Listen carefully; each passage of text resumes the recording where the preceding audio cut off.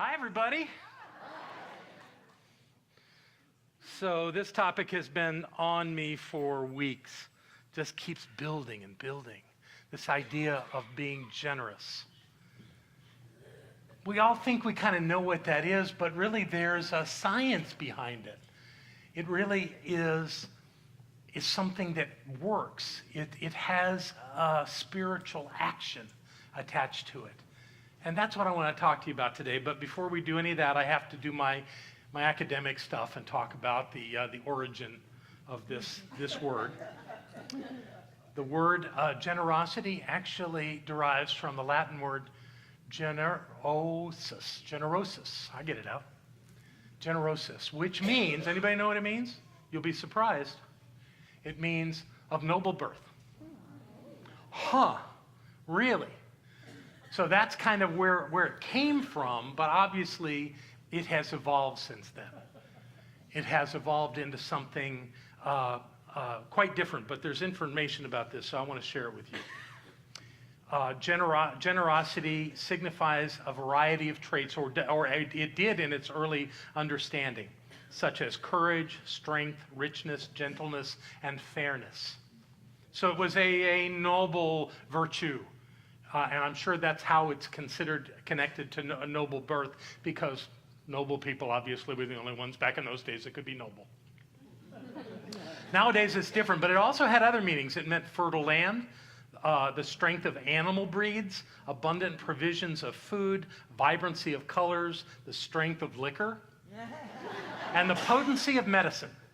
That all was considered generous. But in the 18th century, it started to evolve into what we know it better as, and that is the idea of giving, the idea of sharing what we have with others.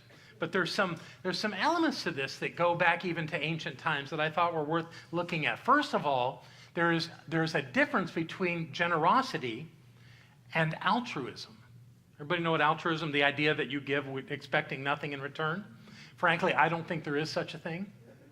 Because when you give, you automatically have a sense of joy or satisfaction, I think is probably a better word, for having given. So to say that you give and get nothing back, I don't know how to do that. But generosity is actually designed to be that very thing. You're supposed to get something back. You're supposed to get a sense of satisfaction back. You're supposed to actually share in the experience. It's not a one-way thing. However, Aristotle had some interesting things to say about this, and I want to share them. Generosity was Aristotle's third virtue. He obviously created a hierarchy of virtues. And you would ask, well, what were the first two?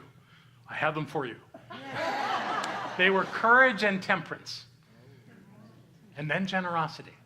But generosity being one of the highest virtues, according to Aristotle, the generous people do not give indiscriminately, but thoughtfully. They give to the right people, the right amounts, at the right time, with pleasure and without focusing on themselves. Still, they get back. Aristotle also said that those who lack, that giving to those who lack character or those who respond with flattery is not true generosity. Think about that. The generosity really has some elements to it as to how we give. So in the Christian faith, obviously, there's the idea of generosity being a virtue.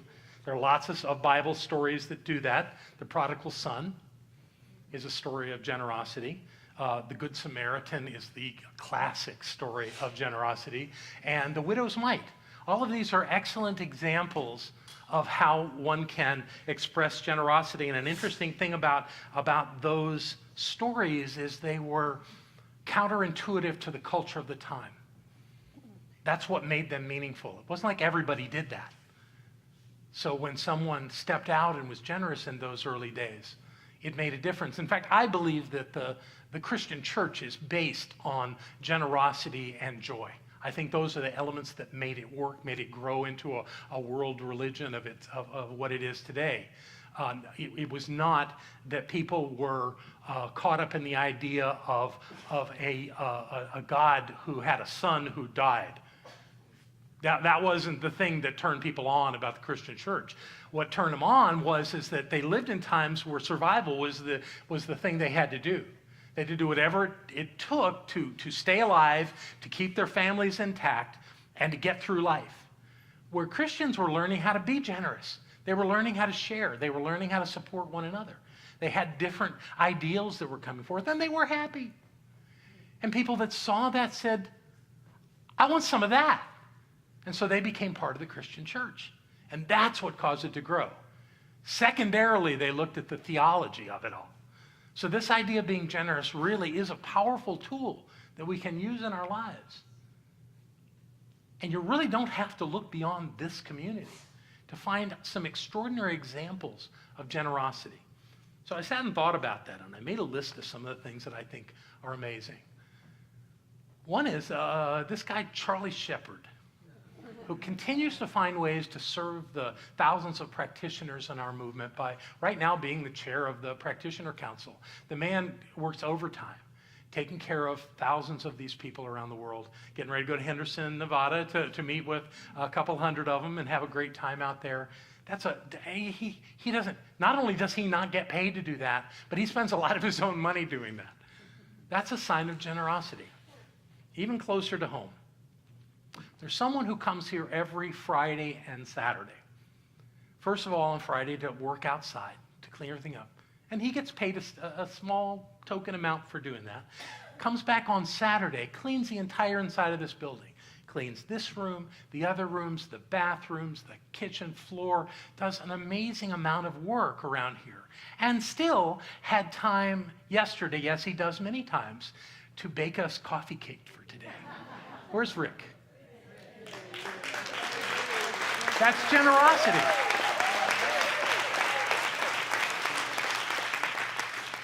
We have this amazing group of people in the kitchen who set everything up, serve us all this wonderful food on Sunday morning, and then clean up after us. If you're in the kitchen circle, raise your hand. There they are. Give them a hand, please. Russ Martin, our former mayor, was in the kitchen making coffee for you yesterday. Isn't it delicious? Once a month, somebody comes in and bakes birthday cakes for us. Beautiful birthday cakes. Her name's Carrie Gaddis. She's one of our practitioners back there. Thank you, Carrie. And then it takes a team of people to actually frost the cakes and put happy birthday on them. So we have all kind of people that help with that. Then we have something that's happening next week. We have ordered new signage for up at the street. If you haven't gotten close to that up there, it's a miracle that windstorm the other day didn't knock that thing down, because the panels up there are just about to fall off. But we're going to not only put up new panels, but we're going to build a whole new listen to me, I'm going to be out of town. This is what happened. Barbara called Michael Bean and said, Michael, would you help us build a new sign, a new structure to put these panels in? It's all going to be backlit with lights inside it. It's going to be beautiful. And Michael's response was, sure, that'll be fun. That's a way to do it. You're going to do something, you might as well have fun at it. Frankly, I would find it hazardous to be doing that. But Michael finds it fun. So yay, Michael, thank you for being willing to do that. And whoever else has the great joy of working with you up there. That's going to be great. So by next Sunday, it looks like maybe we'll have that beautiful sign up. What else did I want to talk about? Oh, tomorrow in this very room, David Washington is going to get together with Rodney Embler and certainly other people to put us new speakers in the room that are more proper for the sound we want to create in here. And Rodney's going to run from our PowerPoint machine a cable over to that TV over there, so people that are sitting over where Mandy and Deborah are will actually be able to see the words on that TV instead of on the big screen. So actually, and just doing it out of the joy of doing it. This is what generosity can be. This is what I'm talking about, how we as a community are an incredibly generous community because we'll take the time and the energy. And I only mentioned a few. I'm looking around the room and seeing all of you that do all kinds of things around here. That's that culture of generosity that we create here. It's incredible, and it really makes a difference. I think it's one of the things that makes us one of the truly successful communities in this movement. But that's just the beginning of it. Let me tell you about our service circles. And I'm going to get to all of you here, I'm sure. You're going to hear this. We have people that greet you at the door. We have the people that play the bowls every Sunday. We have all of our singers in one voice. We have people running the PowerPoint like David is. We have prosperity acceptors. We have teachers in the kids club. We have people that operate our bookstore and that show up during the week to support Nancy in running the office. We have people that work on gardens and grounds. Thank you, Amanda. We have an I-team, an amazing I-team that create a website that's world-class, that's touching thousands of people every week.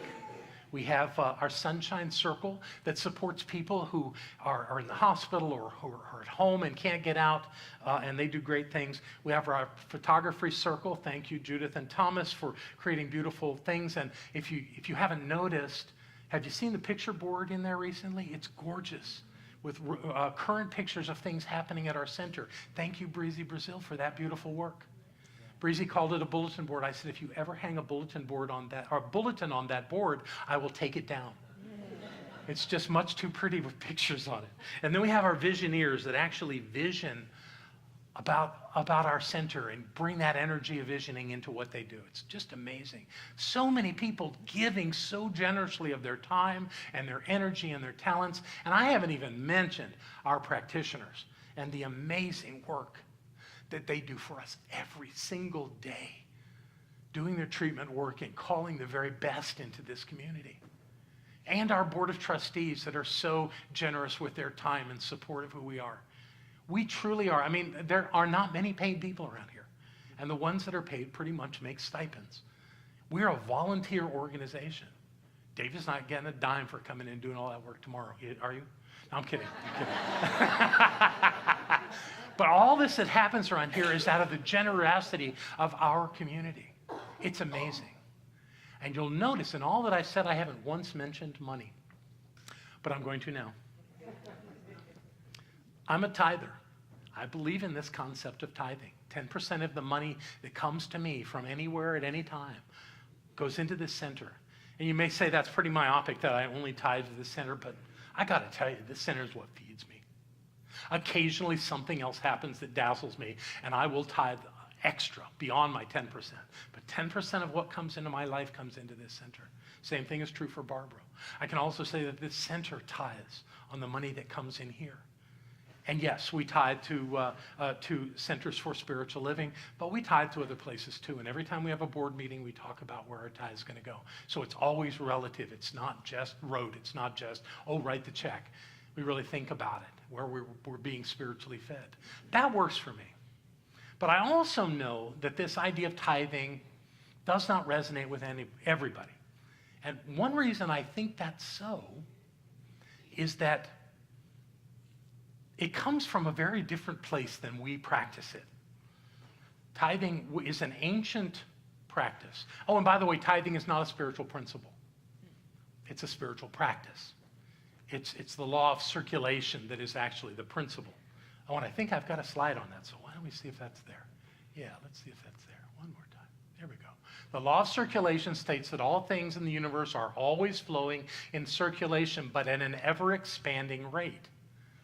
It is an aspect of the law of cause and effect, where the universe always mirrors back to you whatever you do. The law of cause and effect is truly the only law. That's the law of spirit, is the fact that what we think and what we do creates some action back to us. It's a circulatory action. That's how it works. But it can be explained. I mean, if you ever hear of another spiritual law, think about how it relates to what it says about the law of cause and effect. It always comes right back there. It's just a different way of expressing it. So this idea that we're creating through our giving is what makes it so powerful. Tithe as used and termed through our religious traditions, our Judeo-Christian religion, is a very different thing. As the Hebrew nation was forming, it had 12 tribes. One of them was a tribe of Levi. And what they decided was that the tribe of Levi would be the house that would be priestly. The priests would come from that house.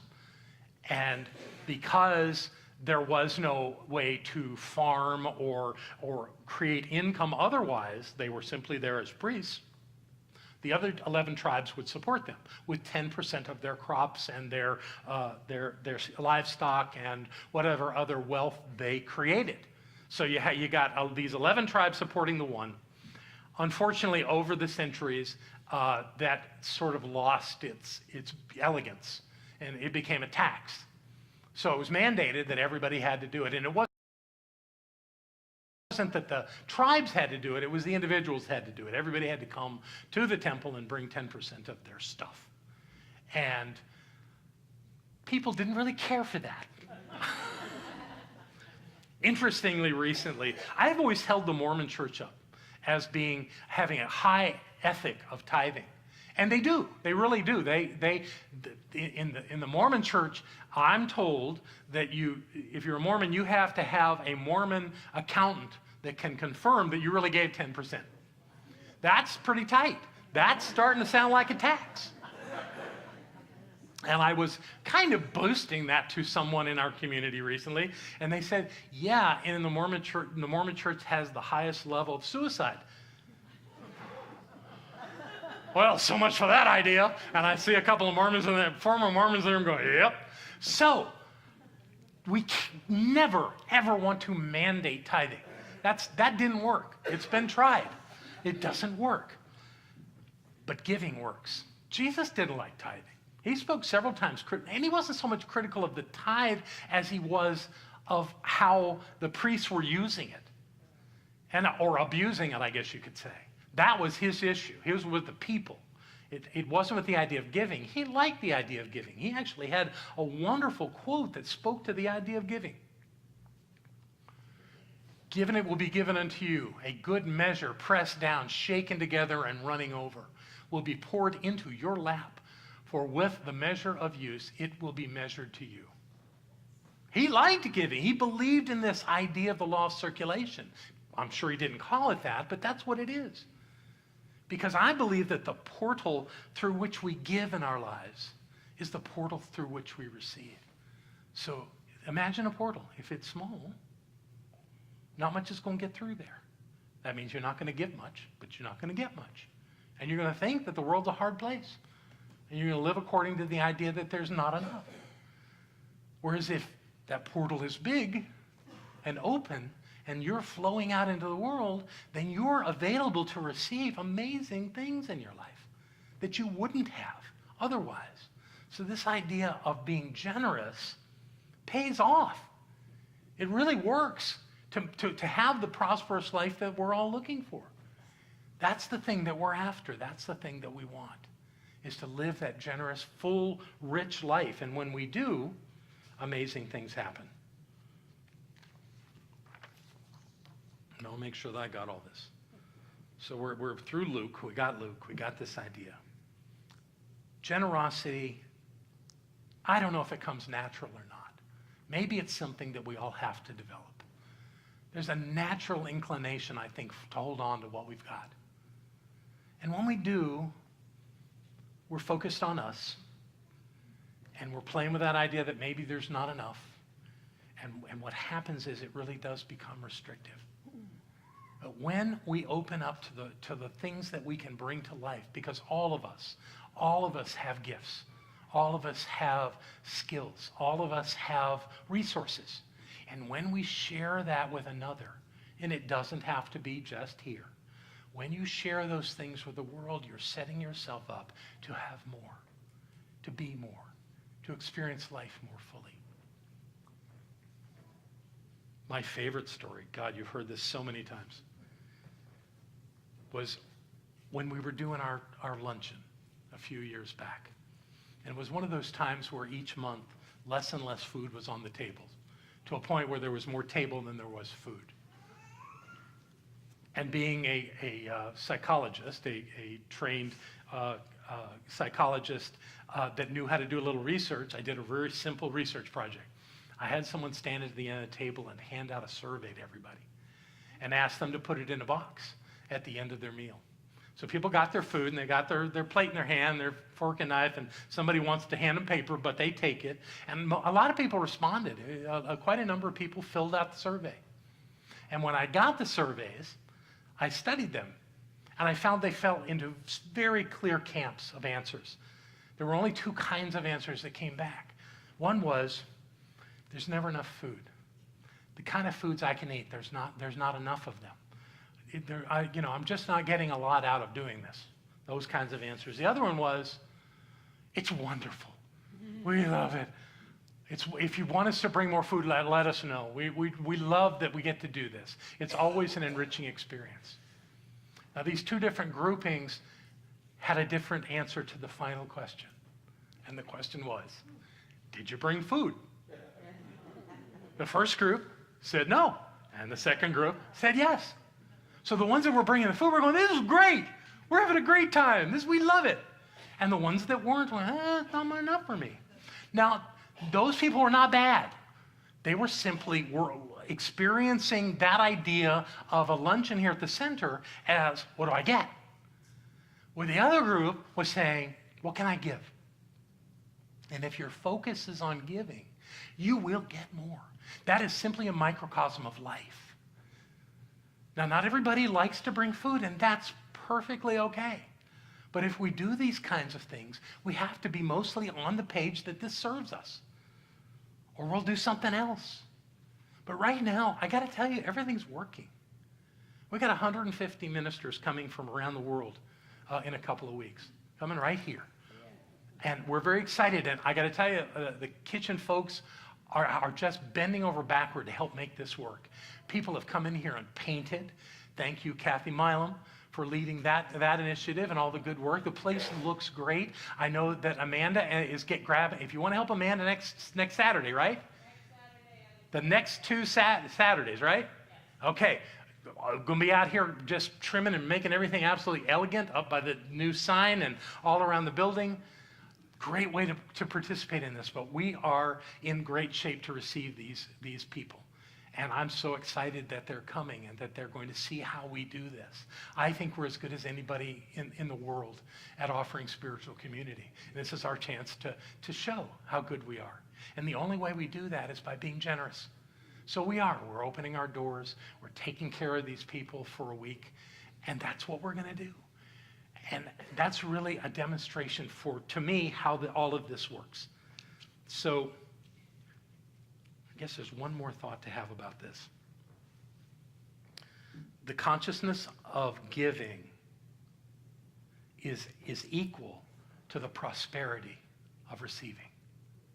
They are not separate things. That portal I spoke of is the essence of that.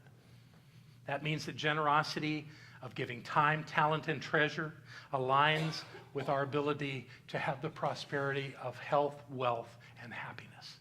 That's what we want, right? So I have one more quote for you today to be absolutely clear that we know how this works. Whenever you have an opportunity to be generous, take it. Thank you, Barbara.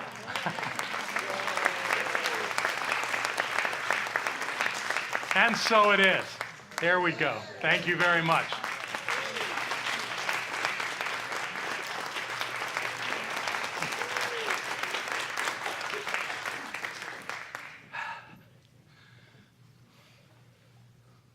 While they're setting up, I'm going to go get my kiss.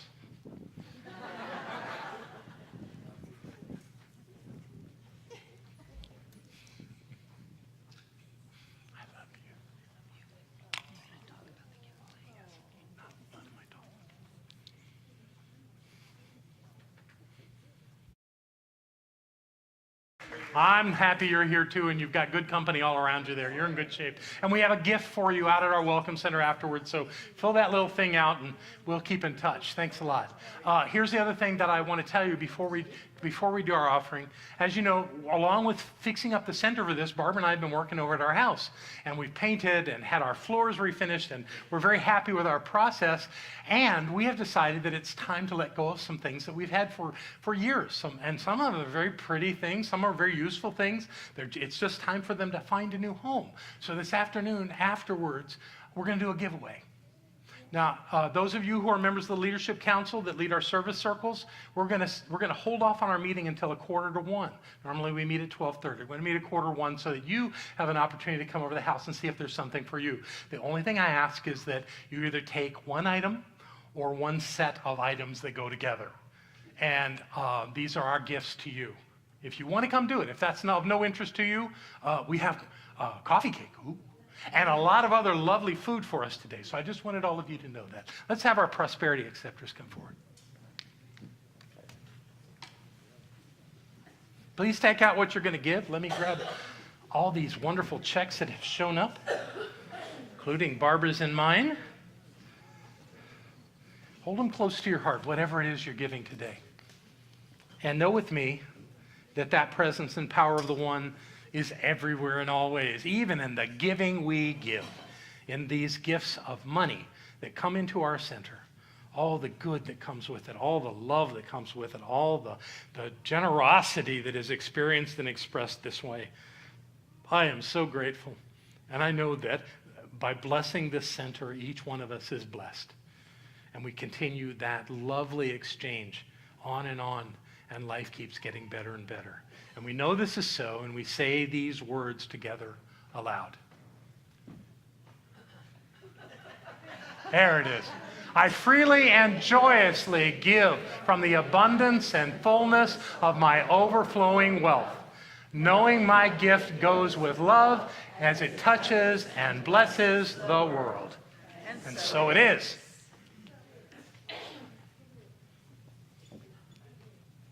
And Claudia's going to come sing for us. Please welcome back Claudia Caruana.